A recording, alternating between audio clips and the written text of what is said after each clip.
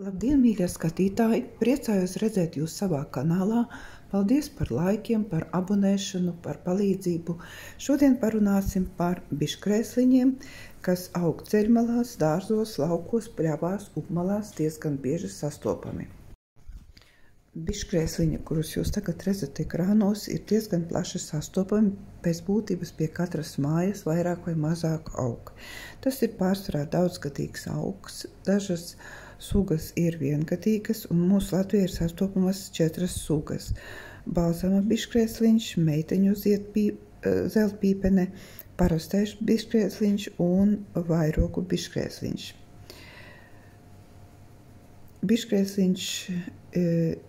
Biškrēsliņa tēja ir nopērkama arī aptiekā, un to var vākt arī pašam. Vāc jebkurā mēnesis vāzē, izņemot pilno mēnesi, kad šim augam nav piemērots. Ievāc izplaukušus kurvīšus, bet ne pārziedējušus, un šāvē 25–30 grādu temperatūrā. Izžuvušā drogā jābūt atsevišķiem kurvīšiem pelēcīgi dzeltenīgā krāsā. Biškrēsliņš satur rūgtvielas, miecvielas, taukvielas, vaskus, sveķus, ēteriskās eļas. Augaktīvām vielām piemīt antiseptiska un spazmolītiska iedarbība, bet tujonam, kas ir iekšā kā sastāvdaļa, specifiska iedarbība pret velteniskajiem tārpiem, un tāpēc to arī sauc par cērmju zāli vai vēdera zāli. Tautas medicīnā biškrēsliņus ziedus lieto pret cērmēm, galvas sāpēm, sāpīgām mēnešreizēm, pie epilepsijas, histērijas, kuņģezarnu slimībām, tūskas, podagras ierīvēšanai, arī reimatisma ārstēšanai, ēstgribas uzlabošanai kā žuldzinošu līdzekli.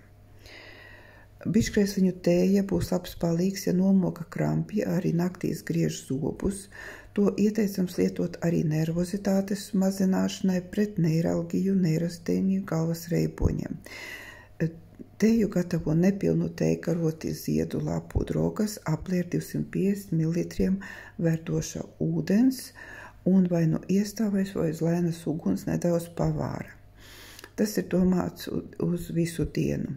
Ja ir histērija un pats sirdsgalves, lieto arī tējas pie furunkulozes, plaušu tuberkulozes, saaugstēšanās slimībām, holecistīta, arī gatavo uzlējumus.